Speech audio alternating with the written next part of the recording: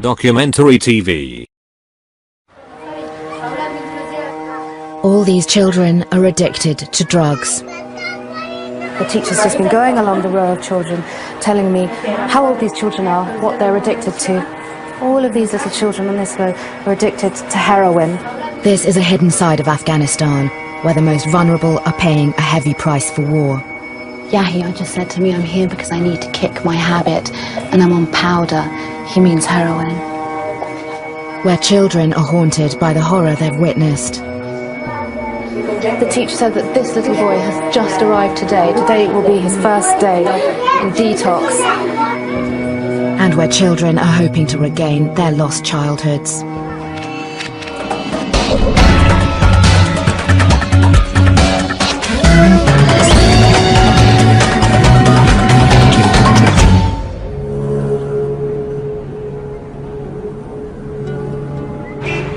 Kabul is known to the world as a place of checkpoints and suicide bombs.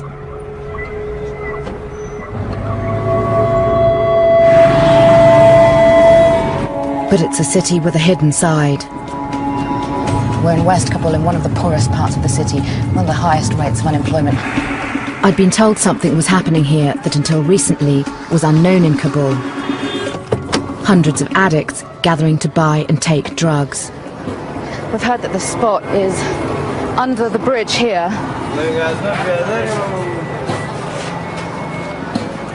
Salam. Right, this is the bridge. And there's a really, really bad stench. There's a dried riverbed here, full of rubbish. Oh, wow, look at this scene. There are a few hundred men here, crouched among the rubbish and looking at the floor. It's just full of needles, and you can see people using all around me. The men were happy to talk to me.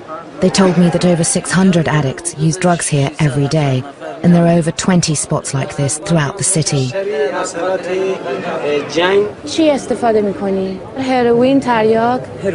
This gentleman here says everybody here is taking heroin. The UN estimates that 8% of the adult population has a drug problem, but the men told me of a new development. Every day, more and more young boys were turning up under the bridge, and they were all addicts. They called one boy over. Ibrahim is only 15. He'd been smoking heroin since he was 13. How many of your friends take drugs? Ibrahim says that 5 of his friends who are the same age as him, 15, are using drugs. He said he suffered from depression. Ibrahim says he started taking drugs because both his parents were killed 8 years ago in the war, in bombings. Other boys arrived to speak to me. The stories they told were of lives and families torn apart by the war. Najib is 16 and started using heroin when he was just 12 years old. Najib says that most of his friends use drugs. Yeah, they start young, they start from 11 years old. Over the last 8 years, drug cartels have started to refine their vast opium poppy harvests into heroin, a more addictive and profitable drug. Now the Afghan street price for powder, as it's known, is the cheapest in the world. Some of the men under the bridge said that boys hang out on top of the bridge here. We met another young addict, 15-year-old Ali, who'd been using heroin for the past 2 years. Ali says he's bought his drugs and now he's going to go and do them somewhere else. Ali's mother was dead and his father had fled to Iran. He took me to where he was now sleeping rough, in a little park on a traffic island.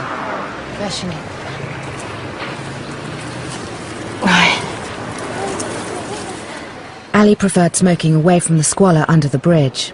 He'd bought a wrap of heroin, about a gram, for just over £1. I wanted to know why he was so heavily addicted at such a young age.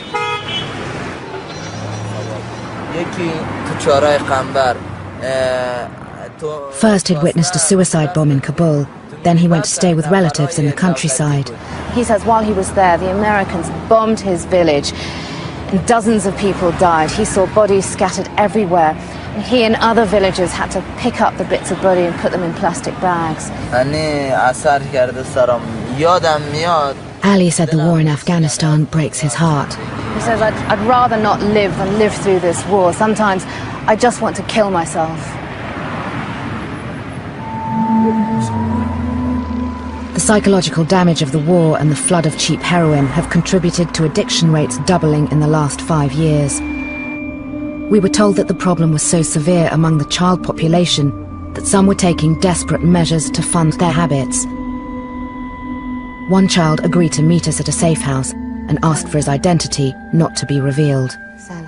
Mukhtar is 13 years old and started taking heroin after his parents were killed by shelling in the city. He explained how he came into contact with the drug. From the age of 8 years old, he used to be paid money by drug addicts to guard them when they were doing their drugs. He started to smoke when he was 9, and soon he was struggling to feed his habit. Mukhtar, how do you earn the money for drugs? He pays for heroin by working as a child prostitute. Mukhtar says there's a man who looks after me. I stay with him at night, and that's how I get money for drugs. At 9 years old, did you know what was happening to you? Did you know what sex was? Mukhtar said he'd learnt about prostitution from other users. He says that children are selling their bodies here because there are no jobs, there's no work, many of them addicted. What would happen to you if people knew? He told me that homosexual relationships and prostitution are taboo in Afghanistan. They're looked upon very badly, and if you're caught, you could be shot dead.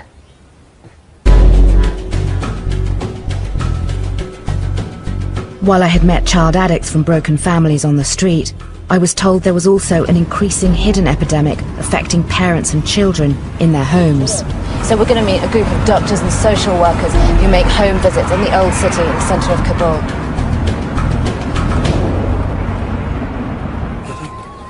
In this deeply conservative society, drug addiction is seen as a dishonour.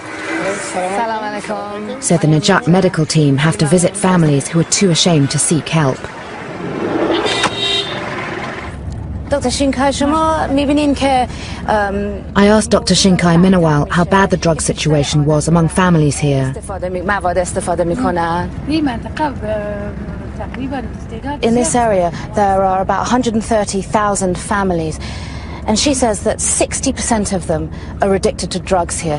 Dr. Shinkai said many men had picked up their addictions working in neighbouring Iran and Pakistan. The men use drugs as a stimulant to help them work longer hours. We've just arrived to the first family we're visiting. In the last few years, workers have started to return home, bringing their habits with them. Karima's husband was one of them. He'd now passed on his addiction to his entire family. Farima says she's got 6 children, and she pointed to this little girl here and says that her 14-year-old girl smokes opium, and she just showed me her little stash of opium.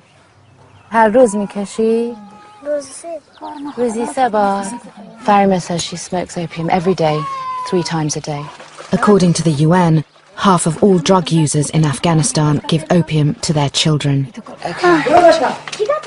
Everybody stopped talking now because somebody's at the door outside, and they've become very nervous. There's a lot of stigma involved in drug addiction. We've been told we have to stop filming, we have to leave. We've got to put the camera down now.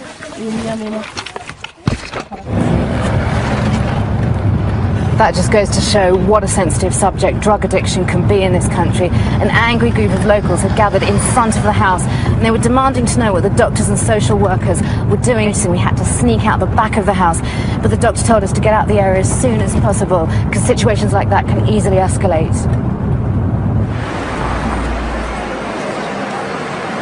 We just spoke to the doctors, and they told us that they've made it back here to the centre. Dr.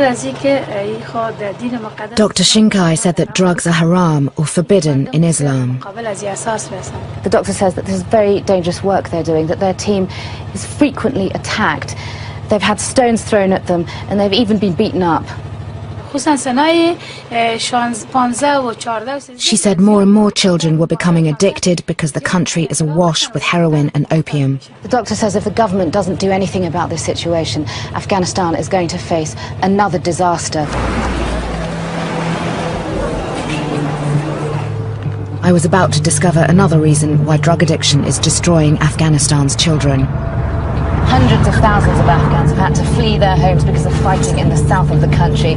Many have come here to Kabul and are living in makeshift shanty towns scattered across the city. The Char-Hayaghambar camp is home to over 5,000 people who have fled fighting in Helmand province.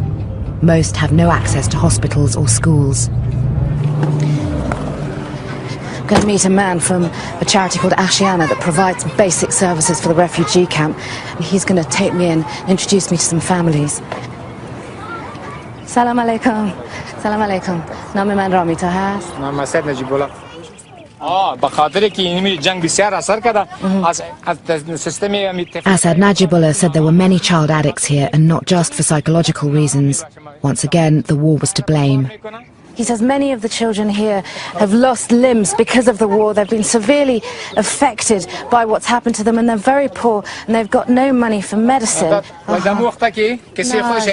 He introduced me to Zarima, who was hooked on opium. This little girl is 3 years old and you can see that she's lost her arm.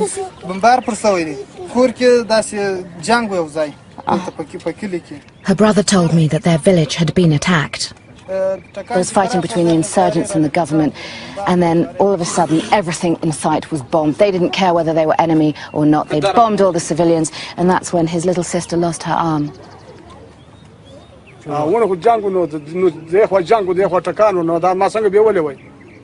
Her father, Mirajan, said he had no option but to give his little girl opium. He says, I couldn't get to a doctor, there was no medicine, what could I do? Since then, Mirajan had tried to stop giving her opium, but she'd suffered severe withdrawal symptoms. I asked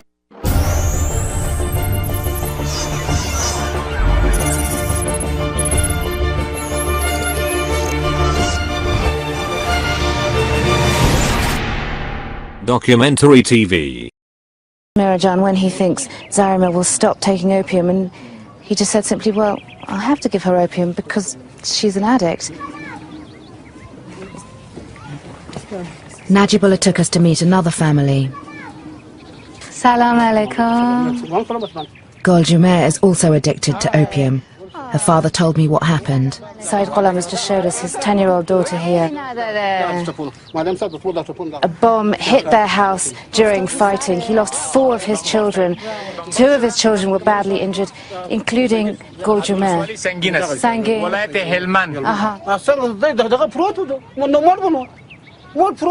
There had been no doctors in the village to help. This little girl's arm wasn't completely amputated, and there was a local man in the village that knew something of medicine who had to amputate her arm, and you can imagine the pain she must have been in. That had happened 2 years ago, and she was still in pain. Now opium was part of her daily life. He says that he doesn't have much money, but he still has to give his daughter opium, and he says that opium is much cheaper than a painkiller that you get in a chemist. And he says you just need a tiny little bit of opium to ease the pain. It's very strong. The families I met were left to fend for themselves. Government doctors rarely come to the camp, and too few aid agencies are equipped to deal with child addicts. I wanted to find out the extent of drug use outside the capital. We headed 300 miles north to Badakhshan, one of the most remote and poorest areas of Afghanistan. You can see just how isolated this area is. In the last 5 hours we've been driving. We've only passed a couple of cars.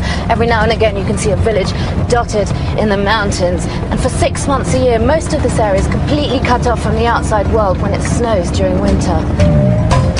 Criminal cartels, insurgent groups and corrupt government officials reportedly smuggle a quarter of all Afghan heroin through these valleys into neighbouring countries. The province also used to be one of the main opium poppy growing areas until an attempted eradication campaign. We went to a former opium farming village, Razrak, to find out what had happened since then. Salam alaikum. خوشحال شدم. رامیتا هستم. سلام علیکم.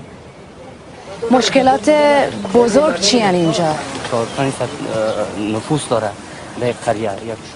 Chief Dwabeg told me there were 400 people in his village, and now all of them used opium. He says we've got so many problems in this village, but our biggest problem is drugs. We've got so many villagers who are addicted. Men, women, and even the children of our village are all addicted to drugs. We were taken to meet a family. سلام علیکم. سلام علیکم. نام من رامیتا هست. Talib Shah and his wife Mary Nagar told me out of their 6 children, 3 of them were opium addicts. 11-year-old Sangin Mamad had been smoking the drug since he was 3 years old.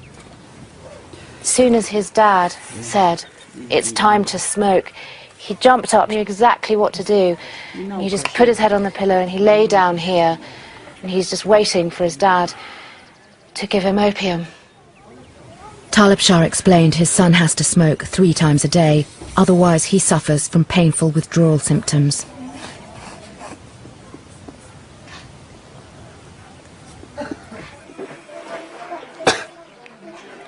تو بازی میکنی با بچه‌ها؟ I'm just talking to Sangin Mamad, and it's really sad because he's just a little boy, but he's just out of it. He's talking to me in a whisper, you just saw, and he says that when he doesn't smoke, he feels real pain. And I asked him, do you ever go out and play with the kids, play with other kids? And he said, no, I'm just in pain. Mary Nagar originally gave her son opium to cure a stomachache, but now the family take the drug for a very different reason. Mary Nagar says there's not enough food to feed the whole family, and when you smoke opium, you lose your appetite. Why don't you spend your money on food rather than opium? Talib Shah said food was more expensive than opium. To feed the whole family for a day costs about £3, but to buy about this much opium, which lasts a day, costs about £2. And when they take this, they feel less hungry, so they eat less. Do you have food in the house now? Mary Nagar just brought me over to show me what food they've got to eat tonight. There's this flask of tea and just these 2 pieces of dried old bread. And this is to feed 9 people in this family. Mary Nagar saying this bread is all we've got. We've got nothing. No meat, no fruit, no vegetables. Hichi, nothing.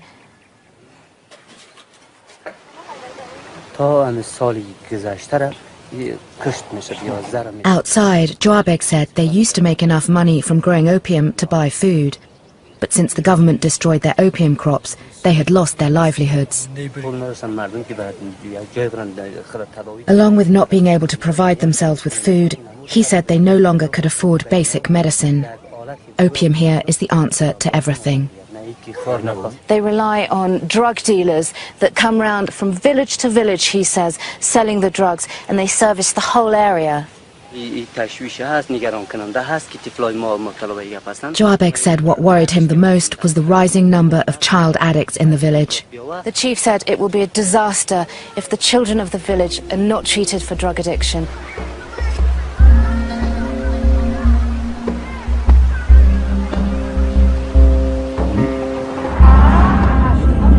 Access to drug rehabilitation in Afghanistan is severely limited. There's only one centre in Kabul that helps children. Funded by the US State Department, Sangha Amaj was originally set up to treat women. But recently, patients were turning up with their children, who were also addicts. There's only room for 20 children. For the first part of the treatment, they're forced off the drugs, a process known as cold turkey. This causes excruciating headaches, joint pain, vomiting and shivering. I was taken to see a new arrival, 9-year-old Qalandar. This little boy has just arrived today. Today will be his first day in detox. his first day of withdrawal, and he's addicted to opium, and you can see he doesn't look very happy, he doesn't look very well, and you can see it in his eyes. The children here were at varying stages of their 45-day treatment. Most of them were from poor families whose parents had heard of the centre through word of mouth. چند سالشونه؟ 10 سال. The teacher's just been going along the row of children, telling me how old these children are, what they're addicted to. All of these little children on this row are addicted to heroin. It's just incredible, they're so young. It's hard to believe that we're in a room full of drug addicts and they're all toddlers and tiny, small children.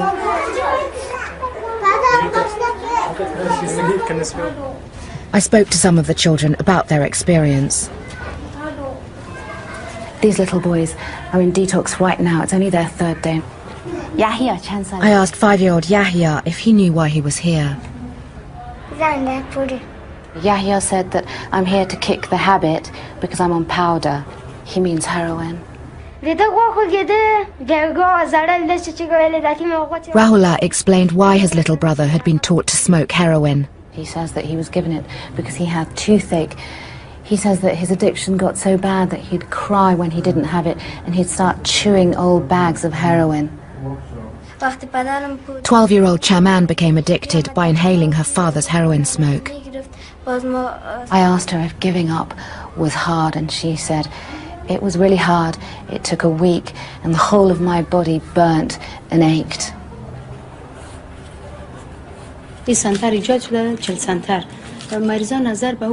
One of the doctors, Latifa Hamidi, said in the past 2 years there'd been a 60% increase in the number of child addicts turning up. She told me the future of the country was at stake. The doctor says there's going to be a generation of drug addicts that need help, that aren't going to be able to work. Chaman was at the end of her treatment and was now being allowed to return home. Her mother Layla had come to pick her up.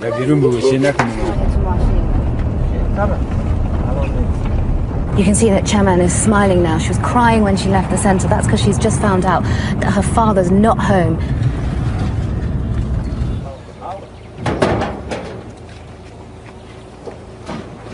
Chaman's father became addicted to heroin while working in Iran. When he smoked at home, drug dependency spread through the family. Even Chaman's 1.5-year-old brother was affected. Layla told me Chaman had already completed rehab once before, but it had failed. She went, first of all, when the whole family went, but she was affected by it yet again when Layla's husband returned. Chaman and her family appear to be stuck in a vicious cycle.